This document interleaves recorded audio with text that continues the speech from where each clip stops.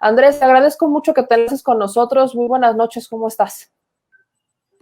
Hola, ¿qué tal? Muy buenas noches. Un saludo muy especial desde el Cauca, territorio y departamento de resistencia en este país. Desde la trinchera en la cual hemos venido construyendo una alternativa de poder, les saludamos a México y a todas las personas que ven este programa. Hoy lastimosamente no puedo estar con Hernán en las calles, estaba y hemos hecho una denuncia pública porque como concejal de esta ciudad, el día domingo recibimos disparos de parte de una motorizada de la policía cuando nos encontrábamos llegando a hacer nuestro ejercicio de mediación y derechos humanos con el equipo de defensores y defensoras de derechos humanos de nuestro partido político.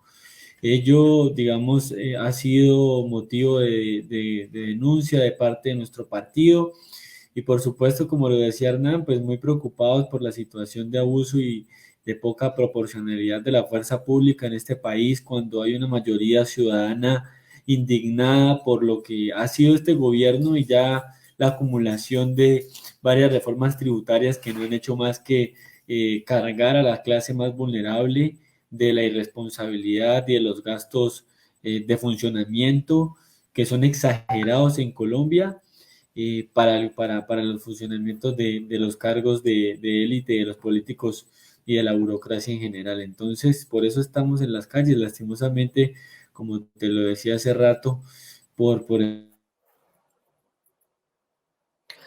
Me tema parece que de te... prohibido las Ok. salidas nocturnas, también también en razón a lo que ha venido pasando pues en otras ciudades que han estado disparando y pues por ser un líder político aquí en el municipio y en el departamento del partido de oposición o que representa la oposición en el país, pues nos tenemos que cuidar también porque ya pues hay una historia de genocidio de un partido político en Colombia. Andrés, platícame un poco sobre eso, porque hemos escuchado mucho sobre los falsos positivos, hemos escuchado mucho sobre cómo el Estado viene justificando el exceso de fuerza desde Álvaro Uribe y cómo es que ahora Iván Duque parece ser un títere también de el expresidente Álvaro Uribe, a quien en un inicio se le había ordenado la aprehensión y aparentemente ya no. Entonces veo que es un Estado que lleva mucho tiempo buscando justicia y que hoy ya está en una manifestación profunda. ¿Qué pasa en Colombia que no se ha mencionado? Que al final me decía incluso Hernán, esto ya es un cúmulo de muchas cosas que van más allá de una reforma tributaria. Digamos, la reforma tributaria es uno de los aspectos o elementos que terminó detonando la indignación de la gente, ¿sí? Pero aquí han pasado cosas mucho más graves, o sea, en el año 2016 se firmaron unos acuerdos de paz que con engaños, posteriormente en un plebiscito que citó el expresidente Juan Manuel Santos, ganó el uribismo, ganó el uribismo ese plebiscito con engaños y en últimas la gente que está sufriendo la guerra como en nuestro departamento del Cauca, en donde de hecho los cárteles no solamente colombianos sino de otros países se están tomando o disputando los territorios y han librado una guerra que se exacerba realmente con una violación de los derechos humanos y el derecho internacional humanitario de manera exagerada. Entonces, hoy hay una mayoría ciudadana, campesina, afrodescendiente, indígena, que está diciendo en las calles no más a los gobiernos que solo piensan desde Bogotá, desde la ciudad capital del país, sin pensar en las realidades que nosotros tenemos. Por ejemplo, aquí en nuestro departamento del Cauca, después de la pandemia, ha sido uno de los lugares que más se empobreció en toda Colombia. Nos empobrecimos 7 veces más que todo país. La ciudad capital, que es Popayán, es una de las terceras en desempleo en el país. Y es un cúmulo, como lo decías tú, es un cúmulo de cosas. Aquí tuvimos que vivir la seguridad democrática de Álvaro Uribe Vélez y Álvaro Uribe Vélez llegó a la presidencia en el año 2022 y casi que lleva 20 años colocando presidentes en Colombia. Entonces, su mala política, por ejemplo, ha sido evidenciada cada vez por fallos judiciales, por políticos, y entonces el tema, por ejemplo, de los falsos positivos judiciales o ejecuciones extrajudiciales que fueron jóvenes que les pusieron botas, les pusieron uniformes de guerrilleros, pero que realmente no eran guerrilleros y fueron presentadas como bajas por el ejército del país. Entonces, esa estrategia ha sido develada y por eso es que la gente también está tan indignada últimamente. Nosotros, como partido político, le hemos dicho, hay una necesidad de la implementación de los acuerdos de paz que se hicieron en el año 2016. Hoy, por ejemplo, el presidente Duque, a pesar de todas las restricciones o las advertencias más bien internacionales, ha decidido emitir un decreto en el cual regresa la fumigación con glifosato. Y pues nuestro departamento, por ejemplo, es uno de los más afectados, a pesar de que eso es un veneno, es cancerígeno. Entonces la gente sigue en las calles exigiendo garantías para la vida.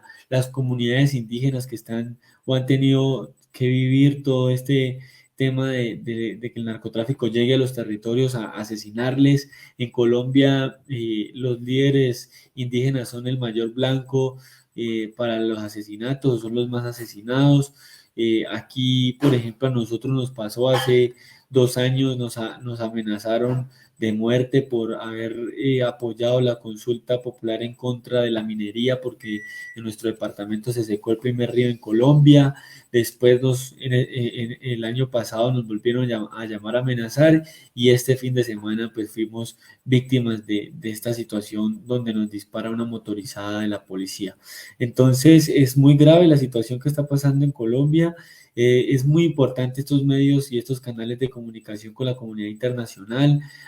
Hubo marcha hoy en Nueva York, en Washington, ante la Organización de Estados Americanos, pues se están colocando las quejas ante la CIDH, por supuesto, y nosotros esperamos que esto surja efecto porque lo más grave es lo siguiente, y es que algunos congresistas del país han denunciado que el presidente está a punto o tiene listo el borrador de decreto para declarar un estado de conmoción o un estado de excepción, que en últimas es que el presidente asume las funciones legislativas y de los medios de comunicación, de la radio, la televisión, de las redes sociales, y en consecuencia se terminaría de consolidar una dictadura que ya es bastante diciente aquí, ¿no? Aquí el uribismo, que es el partido de gobierno, se ha tomado todas las ramas del poder, están en la Procuraduría, están en la Defensoría del Pueblo, están en la Fiscalía, nos han dejado también con varios en las cortes o en los órganos de justicia, con la mayoría de magistrados con ideología afín a este gobierno, y por supuesto es de mucha preocupación para nosotros y para nosotras. Leo de las cuentas oficiales de la presidencia de Colombia que solamente hablan de presumen sus obras, presumen sus logros, lo digo entrecomillado. Comparto incluso la imagen porque es emblemática. En México no somos tan desconocidos el tema, lo vivimos muchos años. Por ejemplo, hablan, ¿no?, de que se ha entregado material médico e insumos hospitalarios al departamento del Cauca con el fin de garantizar un correcto funcionamiento de las UCI. De esa forma se procuran condiciones adecuadas para la atención sanitaria. Esto es una forma en la que presidente de Colombia, busca pintar una imagen de que todo va bien, cuando en realidad las imágenes que se tienen ya en el mundo, que se han mostrado en el mundo, son completamente adversas. Entonces, te pregunto, mi querido Andrés Felipe, ¿qué hay dentro de la sociedad? ¿Qué exige la sociedad? ¿Qué le exige? ¿Qué quieren? La gente que se manifiesta, ¿qué está buscando? Mira, aquí lo primero que hay que decir es que más allá de rechazar la reforma tributaria y también una reforma a la salud que está planteada hoy en el Congreso de la República de parte del gobierno nacional, privatizando aún más el sistema de salud, lo que está diciendo la gente es que debe haber un cambio en las formas de gobernar. Sí, aquí debe haber un cambio en la redistribución del ingreso, porque somos uno de los países más desiguales del mundo y nuestro departamento es uno de los departamentos que más ha vivido, digamos, las consecuencias económicas de la pandemia. De nada nos sirve que se esté gestionando vacunas, aunque, digamos, el proceso de vacunación también ha sido lento. De nada sirve eso si la gente no tiene para comer, y por eso también estamos en las calles exigiendo la renta básica. La renta básica ha sido una propuesta de la bancada de la oposición, en medio de la cual lo que se exige es se le dé un ingreso mensual a varios millones de colombianos que están afectados por la pandemia y que eso les permita tener un sustento en este momento de crisis. Hay millones de colombianos y colombianas en el país que solo comen una vez al día.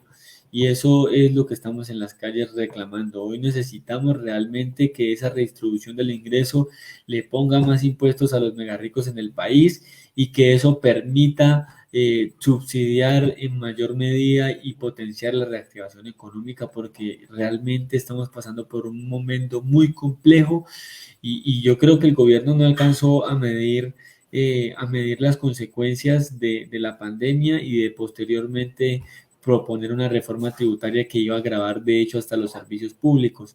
Nosotros tenemos, por ejemplo, en Popayán una de las gasolinas más caras del país. Iban a colocarle un segundo impuesto a la gasolina, por ejemplo, y por eso es que en nuestra ciudad, como lo decía Hernán, la gente está movilizándose masivamente porque se cansaron, se mamaron de la corrupción también. En Colombia se roban 13 billones de pesos más o menos por corrupción al año. Y entonces esa es una situación que ya la mayoría de las colombianas y los colombianos lo saben y por eso estamos en las calles. Hace más o menos un año, creo, se hizo una consulta popular anticorrupción en todo el territorio nacional, tuvo cerca de 12 millones de votos.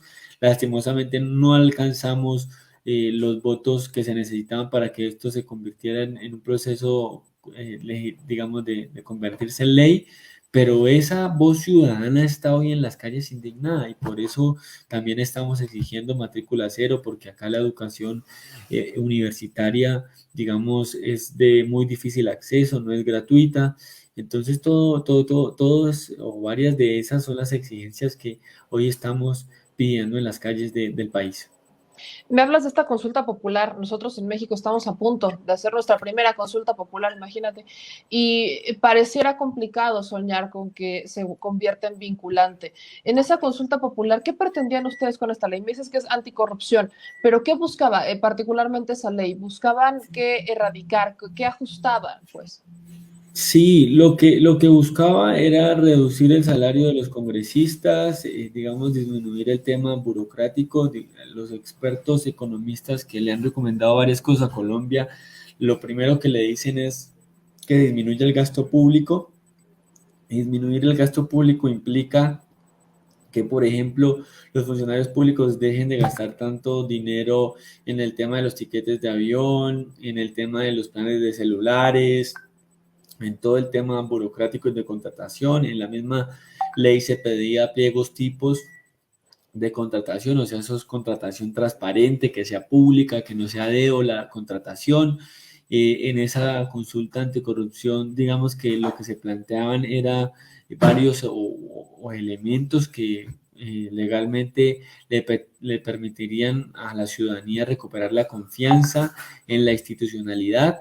Y ello, digamos que algunos, esos son los puntos o algunos de los puntos a los que hago referencia, pues digamos que se pidieron a través de las urnas y lastimosamente pues fueron ignorados a pesar de tener una gran mayoría y un conglomerado electoral, y pues eso es muy triste porque en últimas lo que ha conllevado es a que la gente esté mucho más indignada con los gobiernos y con los partidos tradicionales. Por eso nosotros hoy, y las encuestas están diciendo que nuestro partido, digamos, está muy cerca de llegar al Palacio de Nariño, que es el Palacio Presidencial, y por ende estamos cada vez potenciando más ese trabajo articulado con las realidades sociales que nos permitan tener en algún momento un gobierno que sea realmente progresista y que piense en la mayoría de los colombianos. ¿Consideran ustedes que hay algún tipo de injerencia extranjera apoyando al actual gobierno de Colombia, que no solamente a través de los economistas o de estas organizaciones internacionales, sino particularmente consideran que hay un interés superior más allá del que persigue el uribismo? Bueno, nosotros, digamos,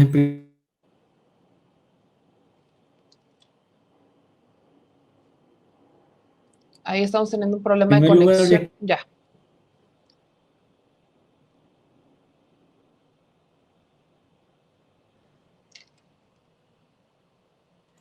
Estamos teniendo problemas de conexión con Andrés.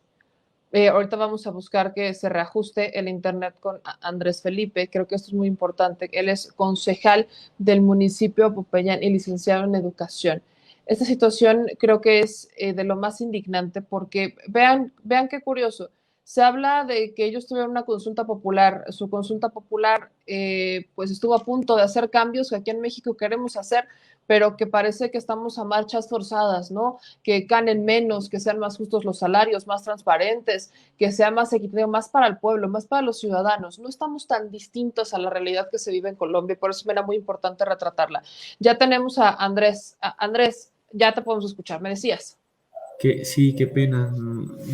Es que no, esa era otra de las cosas que es necesario denunciar. Anónimos, por ejemplo, a través de Twitter, denunció que en varias ciudades del país se estaban quitando las conexiones a Internet. En algunas ciudades como en Pasto, en Cali, la policía con inhibidores de señal no permitía la conexión telefónica de redes sociales. En las redes sociales también han quitado o han restringido la posibilidad de hacer en vivos.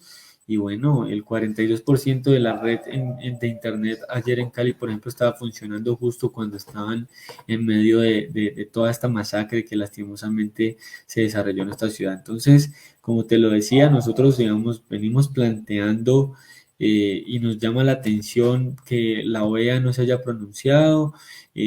Creemos que el uribismo está reducido en este momento porque más allá de pronto de haber algún interés internacional sobre Colombia, lo que nosotros hemos dicho y es, hay la necesidad de llegar a un acuerdo sobre lo fundamental en Colombia. Nosotros hemos tenido un conflicto interno, armado, social y político que nos ha llevado a tener una guerra, una de las más largas del mundo, y eso implica que en este momento podamos tener un escenario realmente de reconciliación, ¿no? Pero eso no va a pasar si seguimos siendo gobernados por un gobierno como estos. Digamos, tenemos uno de los ejércitos más grandes y fuertes del mundo y lo que ha pasado es que, por ejemplo, en departamentos como el nuestro, después del acuerdo de paz, ha incrementado la violencia, los grupos armados se han multiplicado y eso es clara porque es un interés de este gobierno y de su partido y es que se pueda volver a tener un escenario de inseguridad para vender su idea de país, que es la seguridad democrática. Ahora, platícame un poco de este partido al que perteneces, que es Colombia Humana, si no estoy mal, que se funda en 2011.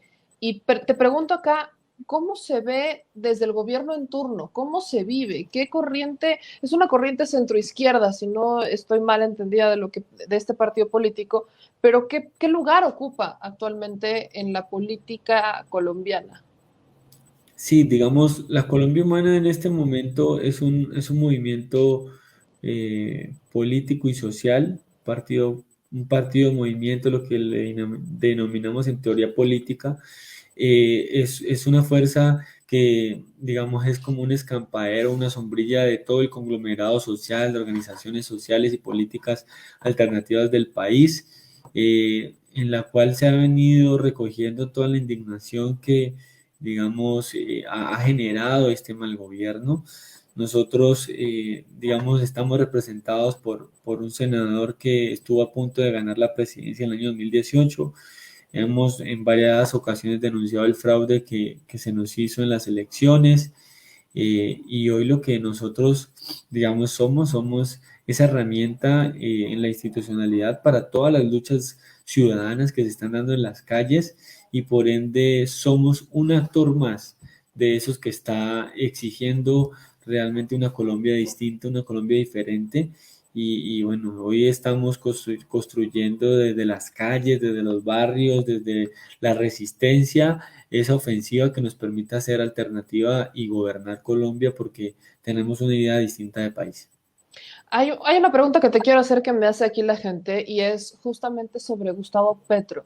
¿Qué ha sido de Gustavo Petro? ¿Qué le ha aportado a la gente? Porque justamente la pregunta es, lo reconocemos a nivel internacional como un líder importante en Colombia, pero ¿qué ha sido de él? Bueno, Gustavo está en el Senado, es el presidente actual de nuestro partido. Digamos, hay que decir que este gobierno, con sus mayorías en el Consejo Nacional Electoral, no quiso reconocer la personería jurídica de nuestro movimiento.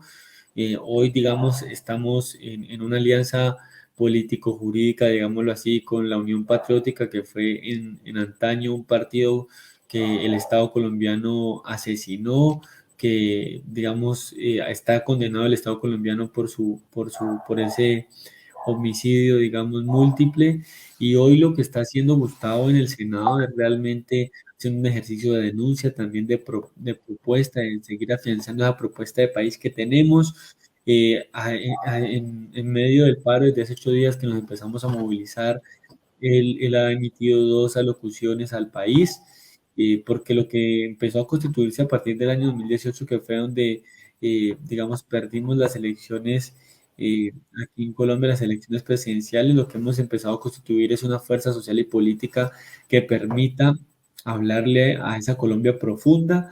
Y nuestro llamado como partido es movilicémonos, claro, vamos a estar en las calles, vamos a hacerlo de manera pacífica, ejerciendo nuestro derecho constitucional a la protesta social, y teniendo una claridad, y es que tenemos una ruta a la cual tenemos que llegar, y es no podemos permitir que el uribismo siga en el poder, y en consecuencia tenemos que marchar en paz porque ellos quieren aprovechar este momento en donde la indignación está creciendo para generar una masacre con la gente y posteriormente legitimar ese estado de excepción o de conmoción que te estaba hablando hace rato. Por eso el llamado de Gustavo ha sido a la reconciliación, al diálogo condicionado, y el diálogo condicionado es que realmente este gobierno ceda en los puntos que el paro nacional ha planteado y la coordinación de organizaciones sociales en su coordinador político nacional.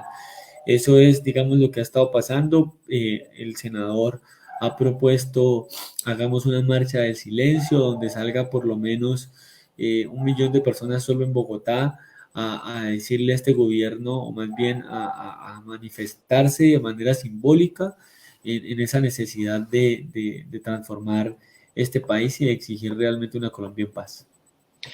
Por último, quisiera preguntarte lo mismo que le decía, que hablaba sobre el tema de los medios de comunicación. Prensa comprada, prensa, pues sí, prensa bajo los mandos del gobierno.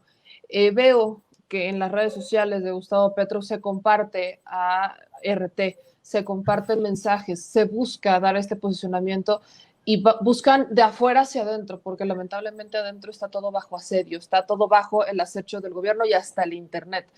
¿Qué buscas dejarle a la gente que pueda ver y escuchar este video, que los vea tenemos gente que nos ve en Australia, que nos ve en Alemania, que nos ve en Canadá? ¿Qué le dices a toda esta gente que se queda solamente a veces con las versiones oficialistas, que no están retratando la verdad en absoluto, porque obviamente persiguen intereses de un gobierno que busca reprimir una verdadera dictadura? ¿Qué le dices a la gente que simplemente no se informa? Sí, no, mire, en primer lugar, hay que decir que los medios de comunicación en este país son medios de comunicación que han sido comprados por el establecimiento. Hay un banquero que es Sarmiento Angulo, que es uno de los dueños, digamos, del Grupo Aval, un grupo financiero que, digamos, es de los que más ganancias tienen en el país. Él es uno de los hombres más ricos del mundo y, por supuesto, es dueño de este gobierno, es dueño de los medios de comunicación, y desde ahí lo que tratan es de encubrir todo lo que hacen. Por eso es muy importante para nosotros el uso de las redes sociales, porque son nuestros mecanismos de defensa, de difusión, de denuncia, y lo que le decimos es que se acerquen a nuestras realidades, se acerquen a lo que hemos tenido que vivir estos 8 días. Hoy veía que una de las ONGs más importantes en los casos de defensa de abuso policial hacían un comparativo sobre lo que está pasando en Colombia. Por ejemplo, en Chile, con 150 días de movilización, hubo 34 muertes reportadas. En Estados Unidos, con el asesinato de George Floyd, hubo 30 muertes reportadas en 60 días, y nosotros llevamos 37 muertes reportadas tan solo en 8 días. Imagínense esto, el escenario de lo que está pasando en Colombia realmente es muy grave, y lo que quiere hacer también el partido de gobierno. Por eso nuestro llamado a la calma. Hoy aquí en nuestra ciudad ya desde hace 3 días hemos logrado llegar a un consenso con la administración municipal. No, digamos, no hay, hoy no hubo escenario de represión policial. Esto ha sido porque Nosotros tenemos y entendemos el momento histórico en el que estamos viviendo y esperamos, al igual que ustedes allá en México, poder tener un gobierno que empiece a legislar, empiece a gobernar en favor de los más vulnerables. ¿No existen los medios independientes en Colombia? ¿Algún medio que digan confiamos en ellos? Sí, pues está, digamos, está el Tercer Canal, que es un medio de comunicación alternativo que se ha constituido a partir de un ejercicio, digamos, de redes sociales. Está La Directa, hay Canal Uno, que es un canal, digamos, un poco más neutro, un poco más independiente. Bueno, hay, digamos, en este momento varios canales de comunicación que ayudan también o están cercanos, también hacen periodismo independiente, crítico, como debería de ser. Bueno, esas son las herramientas que nos sirven a nosotros para seguir en esta lucha, porque vamos a seguir en las calles hasta tanto realmente esta dictadura no cese. Te agradezco muchísimo, Andrés Felipe, que te conectaras con nosotros desde Colombia y lo mismo que le decía a Hernán, este espacio está abierto no solo para hacer la denuncia, sino para visibilizar lo que no se haga allá y lo que no se pueda visibilizar en su Colombia, porque aquí no somos tan ajenos a lo que ustedes viven. Bien lo dices, tenemos hoy un gobierno que está gobernando para el pueblo, no ha sido fácil, es una lucha que consigue, que continúa más bien. Entonces, agradecerte el tiempo y las puertas están abiertas, estamos muy pendientes de Colombia y lo mismo que les decía, no están solos. No, muchas gracias a ti, mujer, al programa. Un saludo muy especial a todas las personas que han visto esta entrevista. Les pedimos, por favor, replicar nuestras voces. En Twitter estamos tratando de hacer un ejercicio de denuncia diario. No hemos dormido más de 3 horas diarias, pero seguimos constantes y firmes porque este es el momento para que Colombia cambie. Un abrazo muy especial y, por supuesto, un agradecimiento también por este espacio porque es vital para nosotros y para nosotras. Un abrazo muy grande, mucha fuerza, estamos en contacto.